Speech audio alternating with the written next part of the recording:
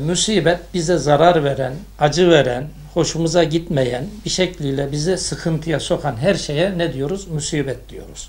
Yani musibeti farklı başlıklar altında inceleyebiliriz. İlk başında tabii musibetler dediğimiz, doğal afetler dediğimiz, bizim elimizde olmayan ama bildiğimiz musibetler var. Nedir? Bir dünyada yaşıyoruz. Dünyada yaşıyoruz deyince hemen şurayla bir bağlantı kurayım. Bizim inanışımıza göre Adem ve etrafındakiler nedir? Cennetten kovularak dünyaya indirilmiştir. İşte işlediği bir suç sonucu Hazreti Adem bu dünyaya indirilmiş. Peki bu dünyaya niye indirilir? İşte bu dünyaya belki de musibetlerle yüzleşmesi için indirildi. Belki de musibetleri bilerek onlara tedbir alması ve onlara nasıl davranması gerektiğini öğrenmesi için indirildi. Belki bir ceza olarak indirildi. Dolayısıyla şu dünyada yaşadığımız şu dünya ortamında musibet olmazsa olmaz. Eğer bu dünyada yaşıyorsak mutlaka musibet vardır. Dediğim gibi bunların başında da tabii musibetler gelir. Deprem. Mesela Türkiye'nin çoğu bölgesi 1. derecede deprem bölgesinde. Dünyanın tamamı her an her yerde deprem olabilir mi? Olabilir. Bir musibettir. Hazırlıklı olacağız. Kıtlık olabilir mi? Olabilir. Çok sıcak, aşırı sıcak olabilir mi? Olabilir. Aşırı yağış olabilir mi? Olabilir. Bunlar bildiğimiz, bilinen musibetler. O zaman insana düşen nedir? Bunlara tedbirini almaktır. Tedbirini alacaksın. Yaşantını ona göre kuracaksın. Ona rağmen bir şey olursa ya Rabbi senden geldi. Sana döneceğiz. Buna da biz zaten razıyız. Ama tedbirini alacaksın. Eğer tedbirini almadan başına gelen musibete Allah'tan geldi. Tabii her şey Allah'tan geliyor ama tedbirini almadan bunu başına gelen musibetin adına ben kusura bakmayın ahmaklık diyorum. Onun da ne yapması lazım? Böyle bir musibet geldiği zaman hemen dönüp nerede hata yaptık diye bakması lazım. Birincisi bu. İkincisi İhmal, insanların ihmali sonucu meydana gelen. İhmali de az önceki dediğimle bağlantılı. Yaşadığın ortamın şartlarına göre yapmazsan. Daha geçenlerde İzmir'de deprem oldu. Yandaki bina duruyor, birisi yıkılıyor bilmem. Ya bunun adı nedir? İhmaldir doğrudan. Bunun adına biz nasıl musibet diyebilelim? Yani insanların bizzat eliyle yaptığı musibete kendi kendine hazırlıktır. Orada masum insanlar öldü. Yazık değil mi onlara yani? Ne yapacaksın? Orayı teknik olarak inceleyenler, müteahhitinden tutun ki hatta alan bakacak kardeşim. Alan evi alırken diyecek senin var mı depreme dayanıklık belge. Burası bir deprem bölgesi. Büyük depremler olur. Ona rağmen gidersen elinle musibete davetiye çıkarmışsındır. O zaman geldiğini de tamam Allah'tan geldi de vallahi bilmiyorum yani. Allah verdi sen hak ettin Allah da sana verdi. Yani bunu da ben diyorum işte insanların ihmalleri sonucu meydana gelen musibet diyorum. Bir tanesi daha var ki insanın eliyle biraz daha ileri nifak ve ihanet sonucu. Vallahi kusura bakmayalım. Bizim yaşadığımız en büyük musibetlerden biri FETÖ musibetidir. Bir terör örgütünün musibetidir. Bize neler çekti? Yüzlerce kişinin katline, şehadetine sebep oldu. Bir o kadarının nesine? Yaralanmasına sebep oldu. Şimdi bu musibet mi musibet? Ya içimizden birileri ihanet ederek musibete sebep oldu. Ben buna işte fitne diyorum, nifak diyorum, ihanet diyorum yani.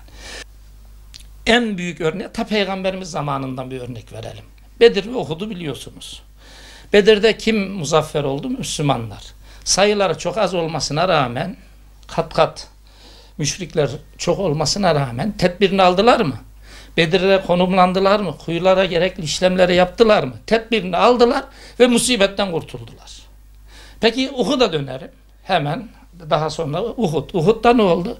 Büyük bir musibet yaşandı ya. Nedir? Peygamberimiz okçuları yerleştiriyor. Belli bir sayıda okçuyu oraya yerleştiriyor. Sakın ha diyor her ne olursa olsun ikinci bir emir gelmeden ayrılmayın. Talimat veriliyor mu? Veriliyor. Bitti. Ama ne yapılıyor? Savaş Müslümanların lehine dönüyor. Bozguna uğramışçasına müşrikler kaçıyorlar. Okçuların bir kısmı diyor ki hadi biz de ganimete gidelim. Oradan aklı başındaki birkaç kişi ne diyor? Bak Peygamberimiz kesin emri var. Ayrılmayalım buradan. Yok diyorlar savaşı zaten kazandık ve nitekim çoğunluğu orayı terk ediyor. Halid bin Velid'in komutasındaki müşrikler tekrar ne yapıyor? Arkadan dolanaraktan bozguna uğratıyor. Peygamberimizin mübarek dişi kırılıyor. Zarar görüyor. Hatta Peygamberimiz öldü diye orada şahıya da çıkıyor yani. Ne demek yani orada bir savaşta peygamberin ölmesi, bir komutanın ölmesi, ordunun da bitmesi, dinin de bitmesi demektir. Hazreti Hamza şehit ediliyor. 70 tane güzide orada sahabe şehit ediliyor. Şimdi bu musibete ne diyeceğiz yani? Evet, sonuçta başına bir şey geldi. Fakat nedir? İnsan elinden geldi. O zaman ne yapacaksın? Bunun tedbirini alacaksın, bir daha olmayacak. Onunla ilgili epeyce ayet var. Ben şöyle baktım. Mesela estağfurullah. Ma esabeke min hasenetin fe minallah ve ma esabeke min seyyetin fe min nefsik. Ente zamiri var ama entumdur. Yani siz olarak anlayabiliriz. Size bir iyilik geldiği zaman Allah'tandır ama kötülük geldiği zaman kendinizdendir. Allah oturup da size kötülüğü vermez. Hak edersiniz. Dahası var. Mesela yuazzibu men yeşâ var. Allah yuazzibu men yeşâ ve yagfiru men yeşâ limen yeşâ. Şimdi orada men yeşâ tabiri var. Men yeşâ iki türlü anlaşılıyor. Genel kanaat şu: Allah istediğini affeder, istediğini azap eder. Ama ben o men yeşâları bir Arapçacı olarak, ilahiyatçı olarak şöyle de anlaşılabilir diyorum. Allah isteyene azap eder, isteyeni de affeder. Yani insanın elinde. Hak ederse başına musibeti verir, tedbirini alırsa musibeti vermez. Bu kadar basit yani. İslam alemini genel aldığınız zaman her biri musibet. Hatta bazıları diyor ki ya bu musibetler Müslümanlara mı geliyor? Niye kafirlere ya da İslam düşmanlarına az geliyor da bize çok geliyor? Niye çok geliyor bize? Tedbirini almıyoruz. Tedbirsiz. Yani biz bazen sıralamayı ters yapıyoruz. Bir, tedbir. Sonra tevekkül. Ondan sonra nedir? Kader. Allah'tan geldi diyoruz.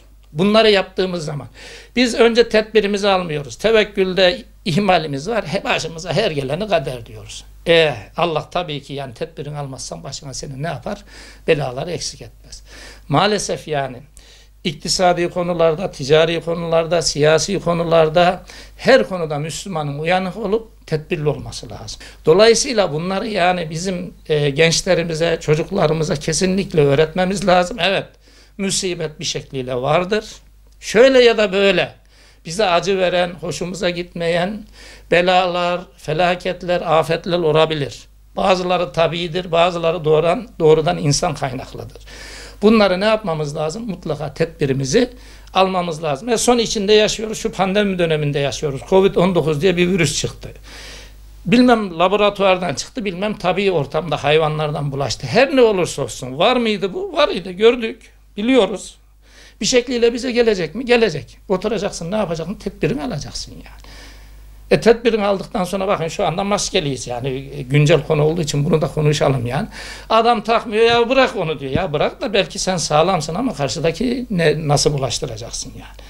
Bir katil değil midir yani? İnsan hepimizin başına geliyor. İstemediğimiz bir hal geldiği zaman bir sığınacak yerimiz olması lazım. Bunu psikolojik olarak yani fiziki olaraktan devlet var, konun var, komşun var, akraban var. Ama o yetmez. Bir de ne sığınağımız olması lazım? Psikolojik bir desteğimizin olması lazım. Bu da yegane Allah'tır. Onun için diyoruz da bizde kaza kader inanışı var. Kaderimizde varmış ve kazada da gerçekleşti bu diyoruz. Dedik ya her neden kaynaklı olursa olsun. Ama insan eliyle olduysa ne yapmamız lazım? Sebeplerini araştırmamız lazım. Sorumlularını cezalandırmamız lazım. Onun haricinde her şeye rağmen geldiği zaman kendimizi teselli etmemiz lazım. Allah'a inanıyorsak, kadere inanıyorsak bir şekilde de ona sığınmamız lazım. Ve dahası yani musibetler sonunda Allah'a sığınmaktan şu gelir, bir daha onu yaşamamak üzere. Dolayısıyla nedir? Gelen her musibet bir sonrakini önlemek için Allah'a sığınaraktan nedir? Tedbir olması lazım yani. Allah hepimizi musibetlerden korusun. Bizi uyanık eylesin. Dediğim gibi yani bu musibetler niye hep Müslümanların başına geliyordu, ötekilere az geliyor dedirtmesin. Bunların yegane amacı nedir? Yegane sebebi tedbirsizliktir.